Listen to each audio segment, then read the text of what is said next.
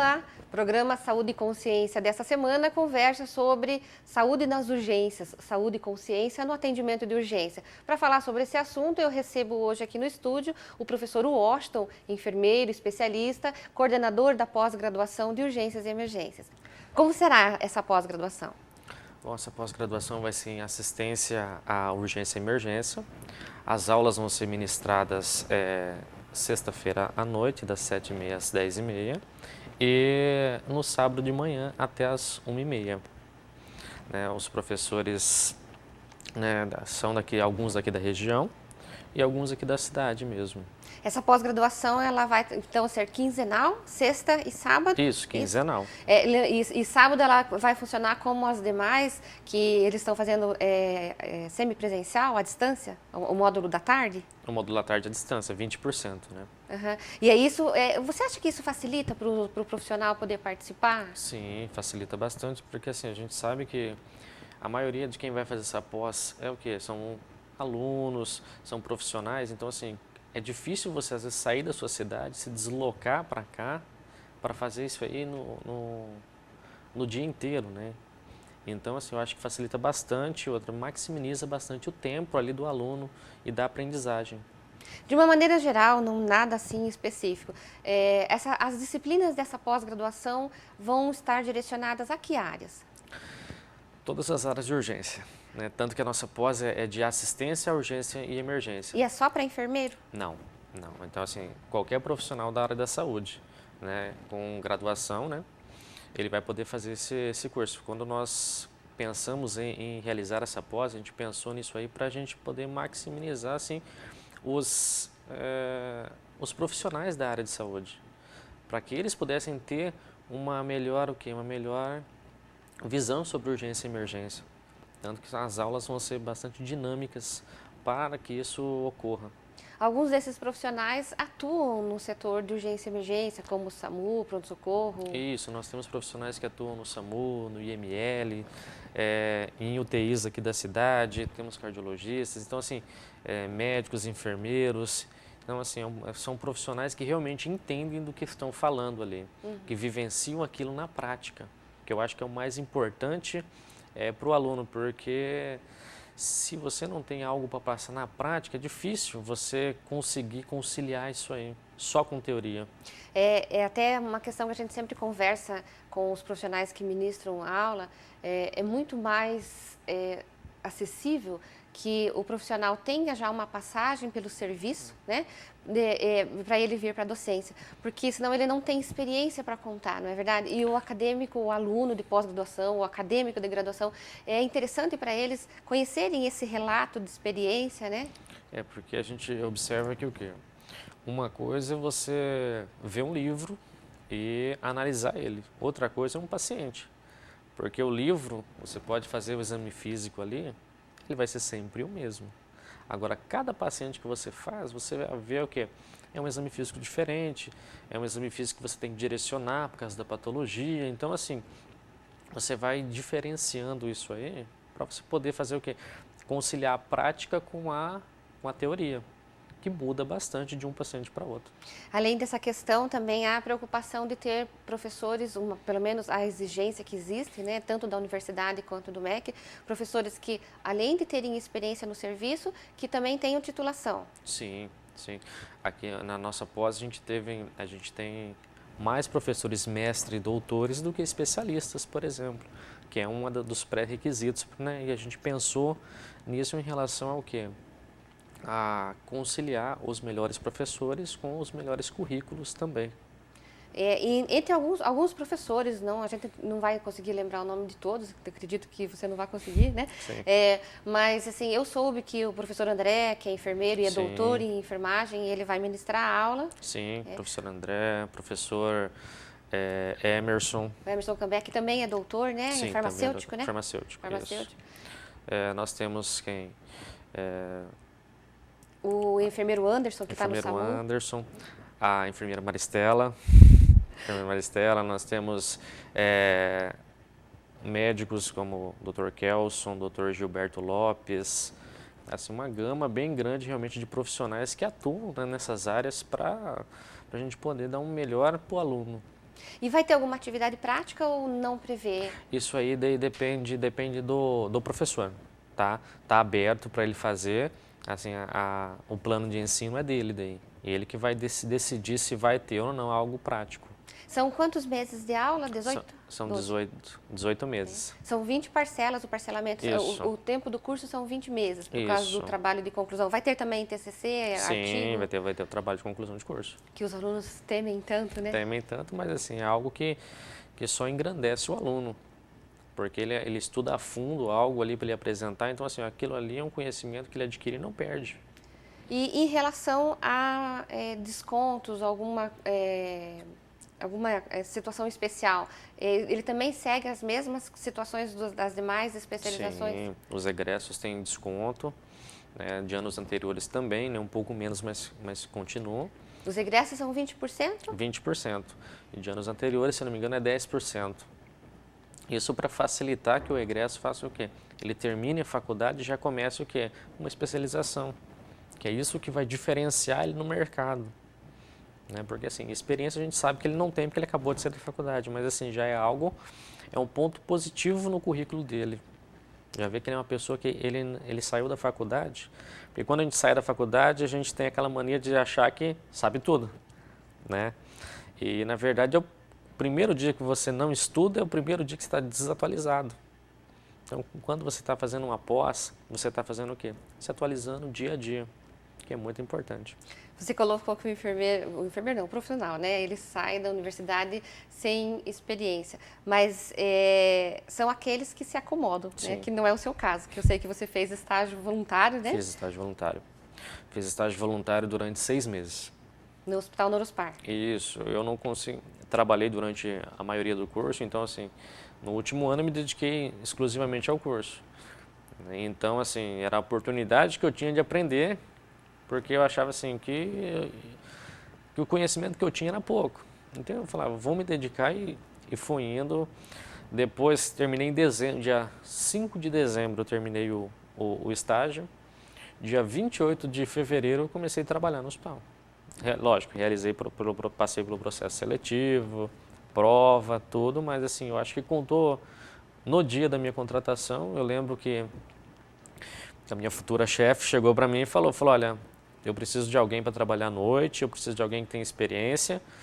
Sei que você não tem experiência no currículo, mas eu sei que vocês têm experiência aqui dentro, porque eu observava você enquanto você estava aqui como aluno, a postura que você tinha frente aos problemas, frente aos profissionais que trabalhavam com você, as condutas que você tomava, se você era ético, se você não era. Então, isso contou muito, porque você não tem experiência comprovada em carteira, mas eu sei que você é um cara experiente e que eu posso dar esse serviço para você. Experiente e comprometido, né? Porque você Sim. não parou ali, você continuou investindo na sua carreira. Sim, fiz pós-graduação. Você fez pós-graduação em quê? Em urgência e emergência. E aí já, porque você foi contratado direto para trabalhar na UTI ou não? Eu fui enfermeiro geral, né? Então eu ficava responsável pelo pronto-socorro, centro cirúrgico, maternidade, pediatria, enfermaria e apartamentos. Só que daí o que acontece? Só que você fica meio... Era algo que eu não conseguia me especializar em alguma coisa. Aí, 3 meses depois que eu estava no hospital, eventualmente eu entrava em algumas cirurgias, né? Porque chegava emergência, e emergência aí você tinha que fazer de tudo, né? Entrava em cirurgias para instrumentar, para ajudar os médicos lá, porque assim, 3, 4 horas da manhã era difícil achar instrumentador e tudo. E o que acontece? Esses médicos, eles eram plantonistas da UTI. E assim que teve uma vaga, eles solicitaram, né? A minha supervisora falou, um enfermeiro vai sair, então assim, a gente queria que acho que o Washington dá certo lá. Coloque ele lá que... Aí, quando me falaram, assustei um pouco, porque o TI assusta um pouco, né? Aí entrei lá dentro e vi que eu não sabia nada realmente. Aí tive que estudar tudo de novo e assim, é um processo dinâmico e contínuo. A gente na saúde tem essa análise, essa autocrítica, né? Toda vez que você vai para um novo empreendimento, você diz assim, eu não sei nada, eu tenho que começar do zero. É assim antes de dar aula, não é? Uma semana, 2 dias, está preparada a aula, mas eu não sei, vou precisar rever para ver se está tudo certinho. Então, assim, e a parte da docência é algo que sempre me agradou muito, pelo fato de me forçar a estudar. Porque tem matérias que, na verdade, assim, você acaba selecionando o que você estuda. Você geralmente estuda o que você gosta. Quando, na verdade, você deveria estudar o que você não gosta, que é o que você menos sabe. Então, o que acontece? A docência me proporcionou isso aí. Que foi o quê? Desde que eu saí, então eu me formei em 2009. Em 2010 eu comecei a dar aula. Com 6 meses que eu trabalhava, comecei a dar aula. Depois fui dar estágio e foi indo. Então isso só proporcionou que um crescimento profissional para mim, né, intelectual. Então assim, muito bom. E você foi direcionando sua carreira, quer dizer, está direcionando sua carreira, né, para a área de urgência e emergência, que se vem se concretizando. A gente vê que você fez estágio voluntário, depois foi contratado, conseguiu a vaga para trabalhar na UTI, que não era o que você estava almejando, mas é o perfil, né? Se especializou na área, né? Agora veio para a universidade como docente e como coordenador da pós-graduação de urgência e emergência. Sim, né? Foi algo que foi aparecendo e eu fui, assim, abraçando a causa realmente, né? Uma pós-graduação que está sendo lançada para 2014 aqui na universidade. Lembrando que essa pós-graduação, ela é direcionada a profissionais da área da saúde e áreas afins, né? Então ela não é específico de um profissional. Tem um corpo docente bastante eclético, com médicos, enfermeiros, docentes, farmacêuticos, biólogos, que estão trabalhando dentro dessa proposta de atendimento, trazendo a realidade para dentro da sala de aula. Essa é a grande chamada dessa pós-graduação, né, professor? E é uma pós-graduação que ela acontece em 20 meses. Alunos egressos, eles têm uma situação diferenciada, 20% de desconto, os alunos egressos do ano bem próximo, e dos anos anteriores, 10%. Também é importante a gente lembrar que é uma pós-graduação que tem como finalização um trabalho de conclusão no modelo, na formatação de artigos. Então, a proposta é uma proposta bastante relevante, inovadora, né?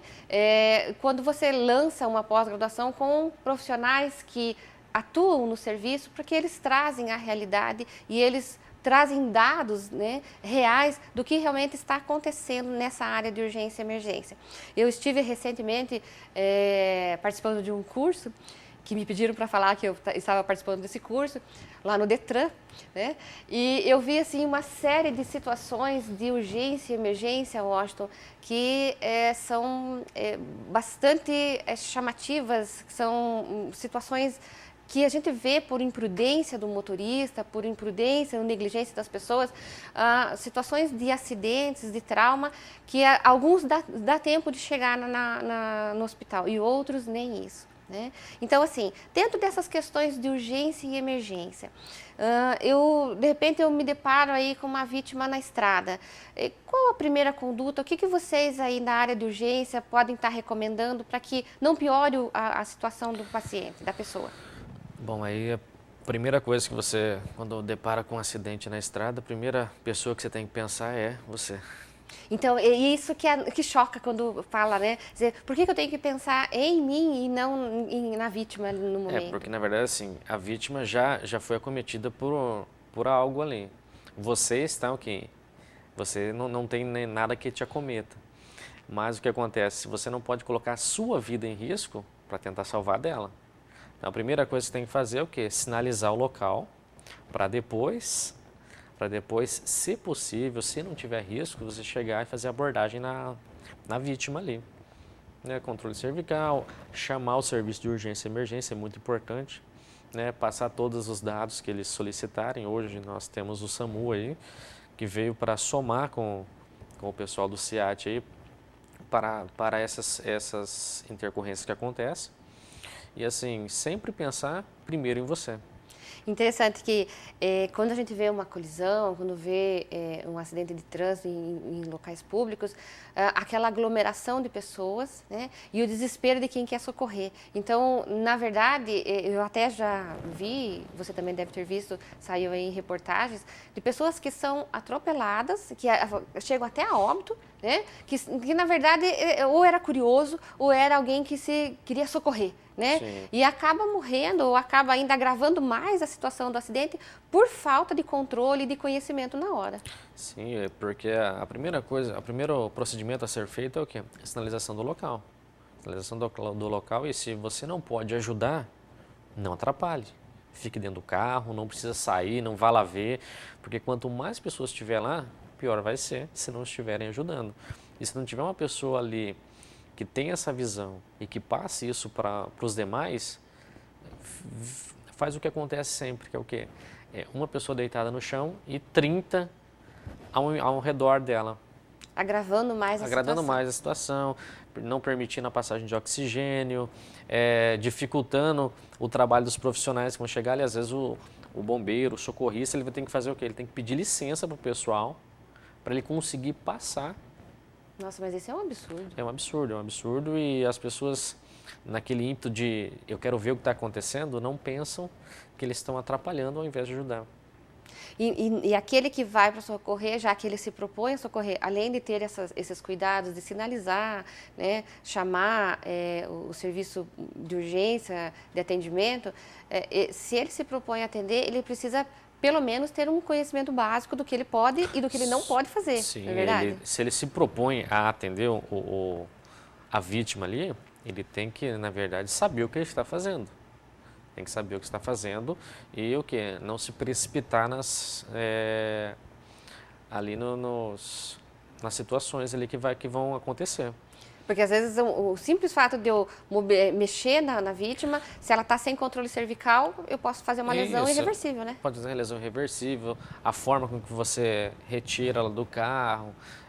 Então, assim, se não há, hoje que a gente fala assim, a conduta se não há risco de explosão, risco de nada assim, a gente faz o quê? Controle cervical na vítima. Controle cervical, né, mantém as vias aéreas abertas e aguarda até chegar o resgate, né? Que é o pessoal que vai estar com um aparato, que vai ser uma equipe treinada para fazer o quê? Para fazer a retirada desse paciente. Porque não adianta se você, vamos dizer, vou retirar do carro. Tá, você retirou do carro para quê? Você vai ter que esperar a equipe. Se você não tem ali um colar cervical, se você não tem uma tábua, você não vai poder fazer muita coisa. A não ser o quê? Conseguir permanecer com as vias aéreas abertas, né, para manter a oxigenação e o controle de cervical para evitar lesões de raque medular, né? E você, nós estávamos conversando no bloco anterior, você agora trabalha na UTI, Sim. né? São quantos enfermeiros dentro da UTI? Um enfermeiro. Por turno? Um enfermeiro por turno. E aí, dependendo da equipe, em torno de 3 a 4 técnicos. E vocês recebem mais paciente vítima de trânsito ou mais paciente vítimas de doenças agudas? A nossa região aqui, pelo menos eu posso falar da UTI da qual eu trabalho, é o que? Ela recebe mais doenças agudas e crônicas, né? Acidentes vasculares, infartos. Acidentes assim a gente pega pouco, na verdade. A gente pega pouco acidente. Mas assim, 60%, 70% são idosos, né? Acima de 60 anos aí, que é o público que a gente atende. E em relação ao familiar dessa vítima, desse paciente que é internado na UTI, o que ajuda e o que atrapalha? Assim, nós temos duas vertentes. Uma vertente que a gente, principalmente a pessoa idosa, quanto mais ela ficar próxima à família, quanto mais ela tiver o contato, melhor para ela, porque a gente, na verdade, a gente tira tudo dela quando ela entra na UTI. O que me diferencia de uma pessoa para outra é o quê? As vestes, a roupa, a forma com que fala, a forma com que... E às vezes ele não tem isso aí lá dentro, porque entrou, a gente tira qualquer tipo de adorno, retira a roupa, coloca lá, né, a nossa roupa lá da UTI. E o que acontece? O idoso, ele sente muito isso. Ele estando com a família, ele sentiria menos. Mas, porém, às vezes atrapalha. Isso atrapalha a família, por quê? Porque A família às vezes não quer deixar um procedimento. Eu não quero que passe sonda no meu pai. Mas o teu pai não come. Não, mas eu não quero que passe sonda. Então, assim, é alguns procedimentos que você tem que fazer para o bem do paciente, mas os familiares se recusam. Então, isso é prejudicial para o paciente. E algumas situações, se o familiar... eu sei que da transfusão de sangue, me parece que isso já é até uma questão legal. Não sei se eu estou falando besteira, mas se o familiar responsável, no caso do idoso ou no caso do menor, né, agente incapaz, se ele não autoriza... Na verdade, a gente entra com a parte legal do hospital. A gente, né, consulta sempre o advogado do hospital, para ele fazer documentos, para ele redigir, para a gente ver, para a gente agir sempre respaldado na lei, né?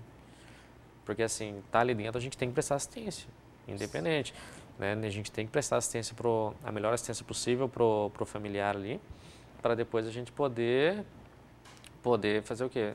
Fazer tudo que a gente pode fazer, né? Vamos agora falar um pouco de você, porque eu sei que você assim, é bastante eclético, é docente, é enfermeiro de UTI. Você também trabalha na questão, não sei se é nomeado, não sei, por indicação do hospital, na questão do transplante, não é? Isso, foi por nomeação. Por nomeação. Como funciona o transplante? É por regulação também? Sim, na verdade assim, nós temos, todos os hospitais são obrigados a ter ali uma comissão de captação de órgãos e tecidos. E o que acontece? Quando nós observamos uma vítima que possa ser um potencial doador, a gente já faz o que? A gente já abre o protocolo. Isso é algo legal que nós temos que fazer, porque a família tem direito de saber que o seu familiar está morto, né, basicamente. Então, a partir do momento que a gente abre esse protocolo, é feito todos os testes, mas a família fica, mas ele não tem como voltar? Não, não tem como voltar. É difícil, né? Não volta, daquela maneira, não há possibilidade. Você faz vários, não é algo simples, é vários testes para você chegar ali. Então, quando a gente chama a família, aborda ela dizendo que realmente ele está morto, o atestado de óbito dele está preenchido. Independente se ele fique mais 4, 5 dias com o coração batendo ali, mas o atestado de óbito dele já está preenchido. Porque a partir do momento que você fechou o protocolo de morte encefálica, aquele cidadão não existe mais. Por isso que, como ele não existe, a família tem que autorizar a doação. Antigamente dava muito problema que você colocava na habilitação. Na habilitação, na ORG, doador ou não doador. É verdade. Mas o problema é que a sua vontade acaba quando você morre. O corpo é da família. Se colocou colocava doador e a família falava que não ia doar, aí entrava naqueles dilemas. Então, hoje, não existe mais isso de você colocar nada em documentos. Hoje, simples fato de conversar com a família, tanto que as propagandas hoje vinculam muito isso. Seja um doador de órgãos, converse com a sua família. Por quê? Porque é ela que vai ter que doar os seus órgãos. Falar, não, realmente eu quero que faça a doação e assinar o termo ali para retirada daí de órgãos. É muito complicado, né? É complicado, mas assim, é um ato de amor que a família faz ali ao próximo, assim, porque é um momento assim, difícil para nós como profissional, você pegar e abordar uma família. Um momento de dor, né? Porque assim, você aborda a família, diz que o pai, que a mãe, que o irmão está ali morto, e assim, na verdade a gente não fica querendo que eles doem órgãos, não que a gente fique incentivando, mas a gente oferece a oportunidade, nós temos duas coisas a fazer, né? Aguardar até os órgãos dele parar, porque ele vai parar, assim, em algum momento ou outro ele vai parar, né? Nós podemos suspender todas as ações terapêuticas, isso é legal, e podemos fazer o quê? E podemos ir para a doação de órgãos, né? E é um momento difícil para a família, mas assim, as famílias que doam, elas ficam muito satisfeitas. Assim, a gente vê que a gente faz um trabalho depois do pós-doação, assim, que a família fica muito satisfeita. Que você envia para ela, né, olha, foi doado, a gente, lógico, hoje não tem mais nome de paciente, nada, então não tem como ele saber para onde foi, mas a gente acaba falando, foi doado, assim, então eles ficam contentes pelo familiar dele poder ter ajudado outras pessoas. Ok, aí nosso tempo acabou. Sucesso nessa nova empreitada do lançamento obrigado. da sua pós-graduação, né? E volte em outro momento para conversarmos um pouco mais. Obrigada. Tudo bem, de nada. Eu conversei hoje com o professor Washington, coordenador da pós-graduação de assistência de urgência e emergência, especialista em urgência e emergência, atua como docente aqui na Universidade Paranaense e na UTI dos serviços do Norospar. Nós ficamos por aqui, eu espero você na próxima semana. Muito obrigada pela sua companhia. Até lá!